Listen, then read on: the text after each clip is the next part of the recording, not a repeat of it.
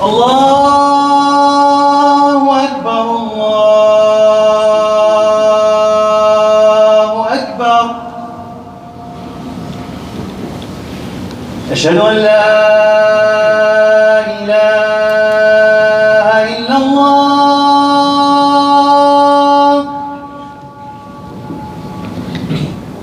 أشهد أن لا إله إلا الله.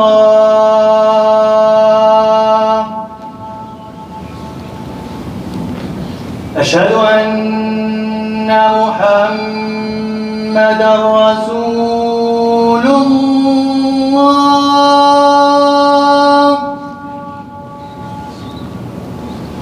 أشهد أن محمدًا رسول الله.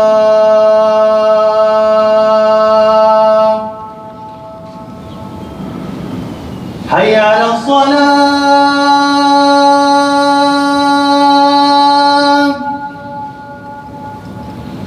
حي على الصلاة.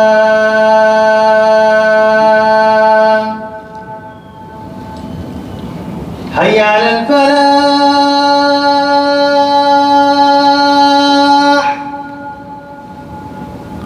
حي على الفلاح.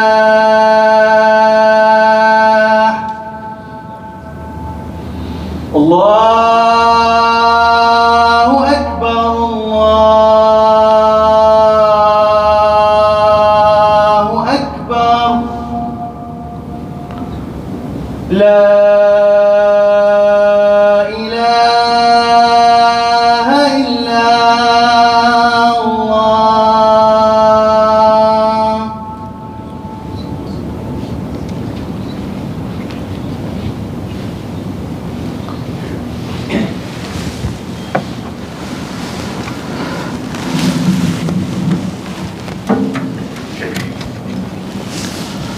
بسم الله الرحمن الرحيم.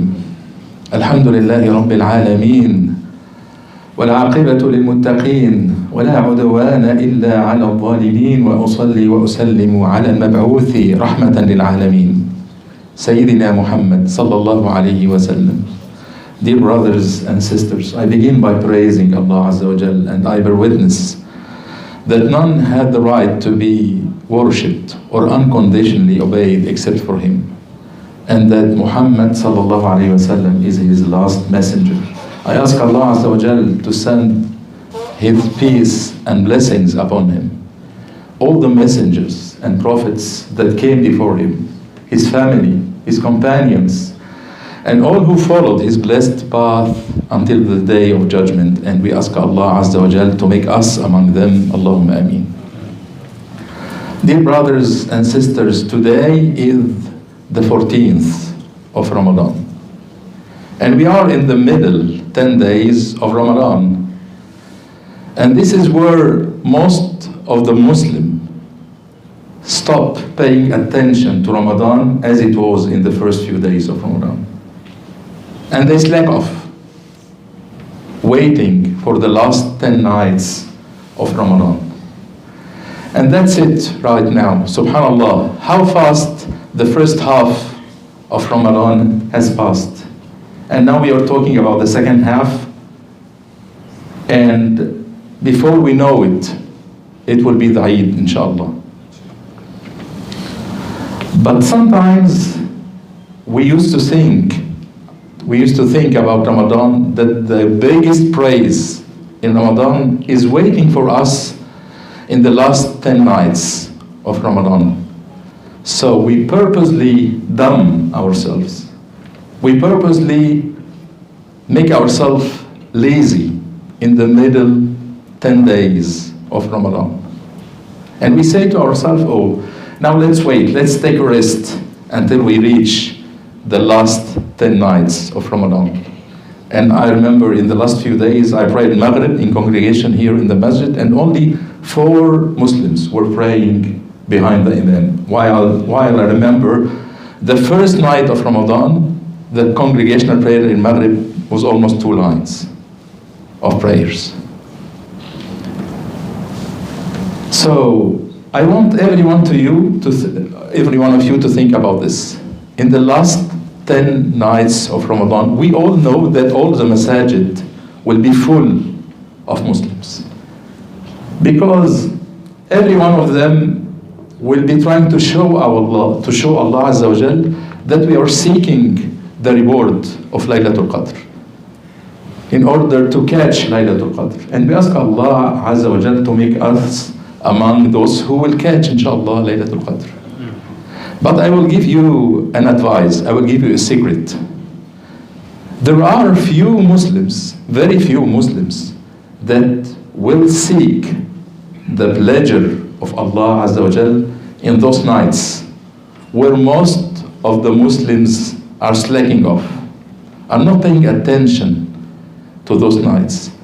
And those Muslims, I'm telling you, they have a higher chance to get the pleasure of Allah, to get the forgiveness from Allah Azza wa Jal. Why? Because they are consistent. They are not worshipping Allah Azza wa Jal in patches. They are consistent with Allah Azza wa Jal. And when you meet Allah Azza wa Jal in the Day of Judgment, you never know what night of Ramadan was accepted from you, in which night exactly you were salvaged from hellfire. If it is the night of 15th, 16th, 17th, or the 27th, or the 25th, you never know. So do your best in every night.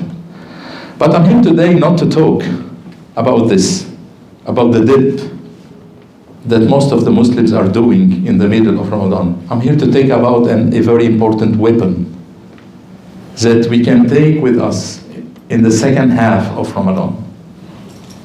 One day the companions went to the Prophet ﷺ and asked for him, is Allah Azza wa Jal near so we can talk to him secretly, meaning munajah? Or is he far so we can talk to him loudly, meaning munadah? And this very beautiful verse of Quran was revealed because of this question. قال الله عز وجل وإذا سألك عبادي عني فإني قريب أجيب دعوة الداعي إذا دعان فليستجيبوا لي وليؤمنوا بي لعلهم يرشدون.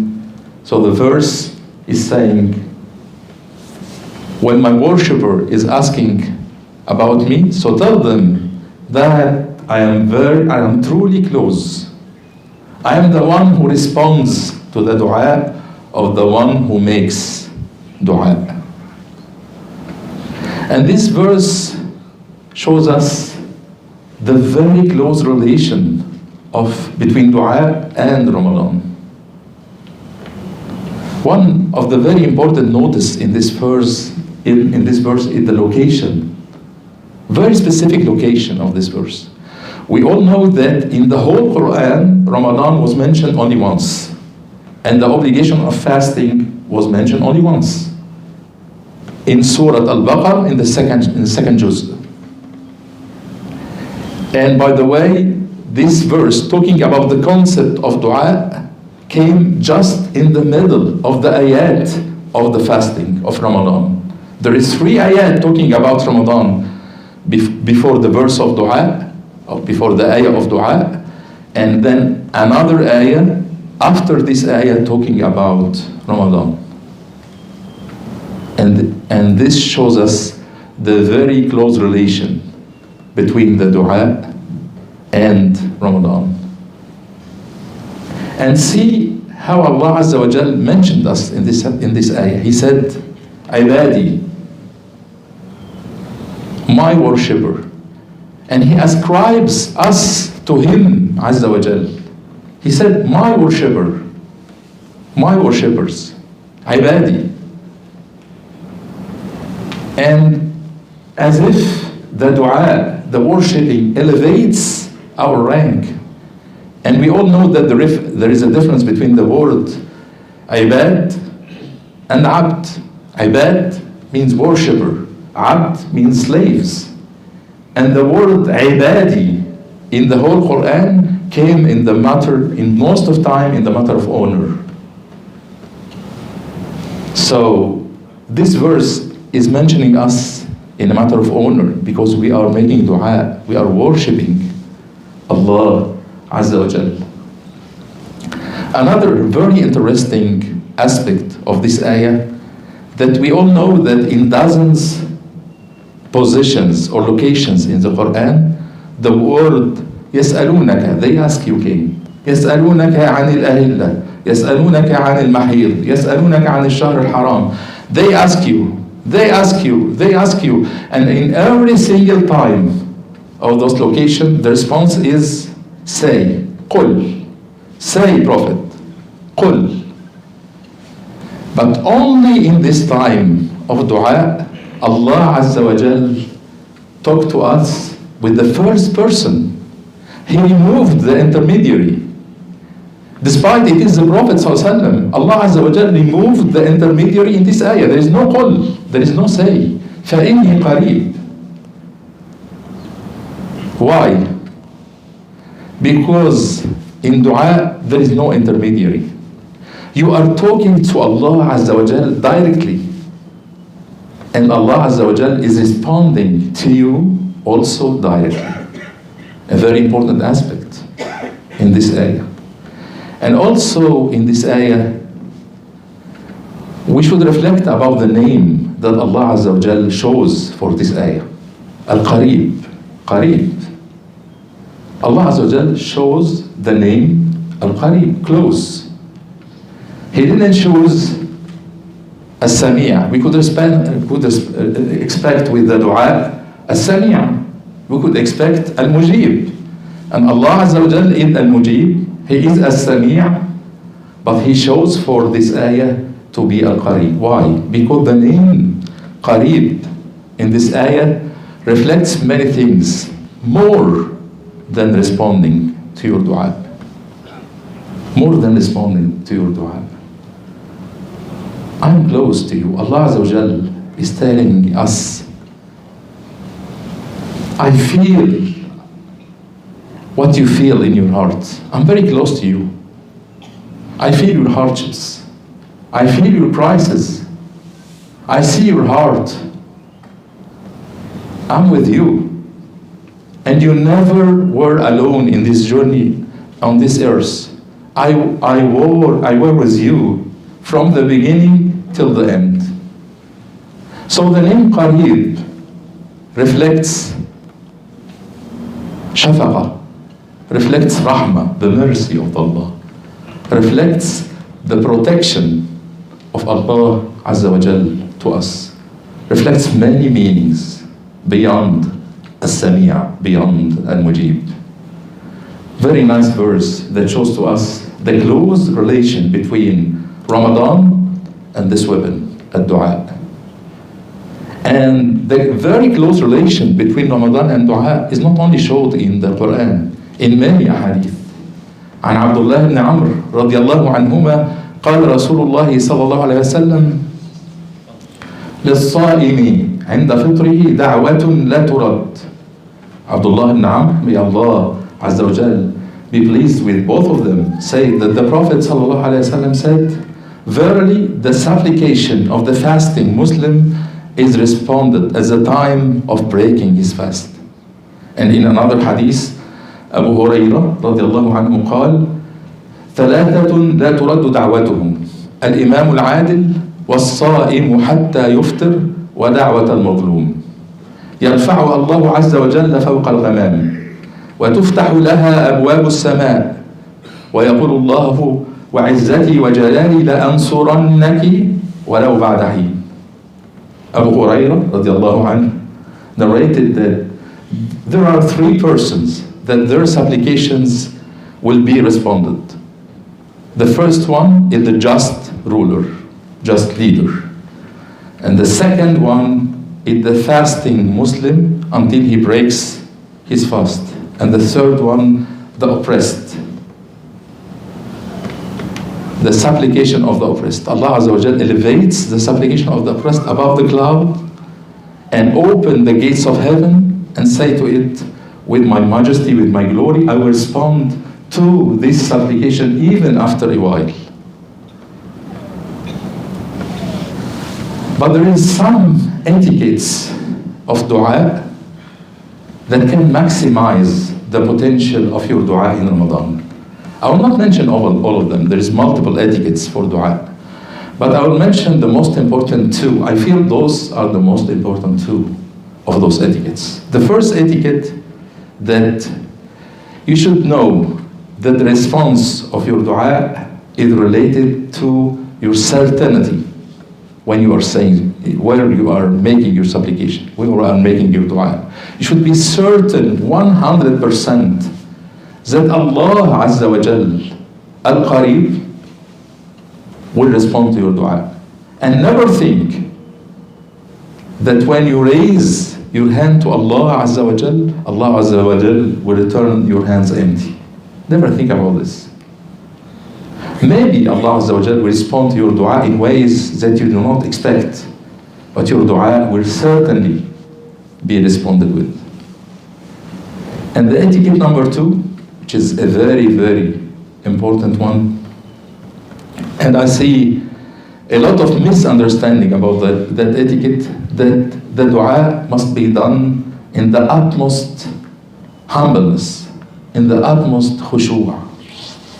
And as I said, there is a lot of misunderstandings about this concern of dua among Muslims. Because a lot of Muslims pay attention to what?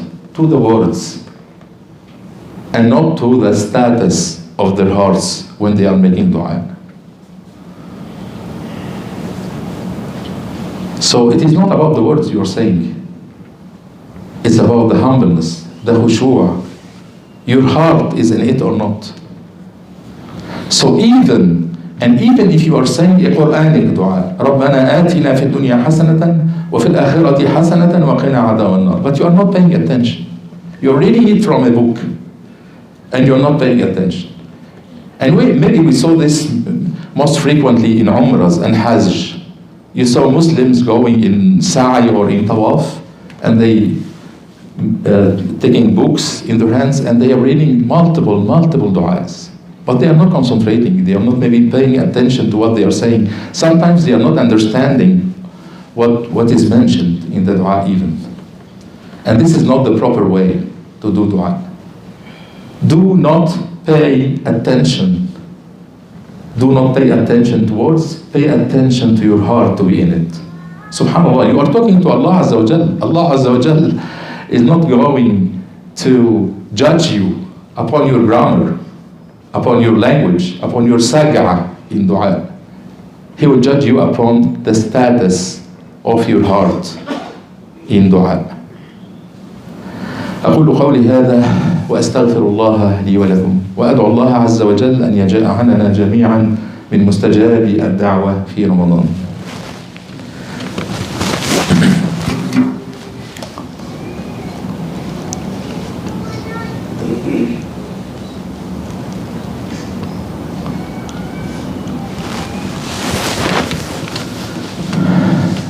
Dear brothers and sisters, Ramadan is the golden opportunity to make dua. But within these golden opportunities, there is few golden times inside Ramadan that your dua is more expected, that you can maximize the potential of your dua. The first golden time is the third part of the night, the time just before Fajr. Why? Because this is a time chosen by Allah Azza wa Jal to make His majestic descent to the lower heaven. And He's calling upon us at this time, calling upon every Muslim who invokes Him. And in every night of Ramadan, there is mercy. In every night of Ramadan, there is forgiveness. In every night of Ramadan, there is salvage from hellfire. In every night, Allah Azza wa Jal writes a group of people, even if it is a small group of people, it's a group of people among the utaqa. And you should seek this Not only in the last 10 nights, as we mentioned. It could be the night of 15th, 16th, 17th, not only the 27th or the 25th. So you should distinguish yourself. Even if you Muslims are paying attention to those nights, you should distinguish yourself and show the best of you to Allah Azza wa Jal. The second golden time in Ramadan is the time just before breakfast. Why? Why the time before breakfast? Because this is the time of the day you are hungry and you are thirsty and you are weak, you are vulnerable. And this is concept of being broken in front of Allah Azza wa Jal. Your heart is soft. You are spiritually focused. So in those moments, Allah Azza wa Jal, inshallah, will respond to your dua. This will maximize the response of your dua because your heart is here, as we mentioned before. You are making dua from your full heart, with a humble heart, with a broken heart to Allah Azza wa Jal. And we ask Allah to respond our dua in those moments. And the third golden opportunity is the most golden opportunity of them. It is Laylatul Qadr, the utmost prize, the prize every one of us is seeking in Ramadan. Because if you catch Laylatul Qadr, it's a lifetime. وَمَا أَدْرَاكَ مَا لَيْلَةُ الْقَدْرِ لَيْلَةُ الْقَدْرِ خَيْرٌ مِّنْ أَلْفِ شَهْرٍ. If you bank Laylatul Qadr, this is a lifetime. And even in Laylatul Qadr, the Prophet ﷺ has taught us and taught the mother of believer Aisha a very specific dua. Allahumma innaka afuun tuhibbul afwa fa'fu anni. Oh Allah, you are the most forgiving. You are the most forgiving. And you love forgiveness. So forgive me. So remember, in Laylatul Qadr, you are calling upon Al-Afu. You are calling upon Al-Kareem. You are calling upon Al-Qareeb. And Allah Azza wa Jal, inshallah, will respond your dua for yourself, your family, your ummah. So, dear brothers and sisters, the dua is the weapon of every believer, of every Muslims. It is the weapon of every Muslim in front of the crisis, the hardships, every problem that he faces in his life. And not only the crisis or the hardships he faces in his life, but also the hardships he fears from. The hardships of the future he's fearing from. He can make dua for them. And Allah Azza wa Jal can alleviate those hardships from him and change the decree by the dua, by his dua. And this is a weapon every Muslim has access to it. There is no Muslims that no access to dua. So concentrate on your dua in Ramadan. Concentrate on those golden opportunities in every day and every night in the next 15 days or 16 days of Ramadan, inshallah. A last announcement, as Ramadan is the month of Quran, Ramadan is the month of dua, and Ramadan also is the month of charity. And we all know that it was the sunnah of the Prophet ﷺ that he was more generous in the days of Ramadan than the blowing wind. He used ﷺ to give charity as never before, as never in any other months. To give sadaqat, to give zakah. And we know now that Dar Foundation is going to have a sponsorship of a school in Gaza, inshallah. And it is the least we can do to the people of Gaza. We are all short-handed. We all feel short-handed about them. So it is the least to support them. to sacrifice our money in Ramadan, where the reward is multiplied, in order to support this school through hands of charity. They are present with us today. أسأل الله عز وجل أن يجعل شهر رمضان شهر نصر وفرج لهذه الأمة، وأن يستجيب فيه دعاءنا، وأن يبلغنا ليلة القدر، وأن يجعلنا من عتقاء ليلة القدر من النار، وأن يغفر لنا في هذا الشهر الكريم. أقول قولي هذا وأستغفر الله لي ولكم وأقم الصلاة.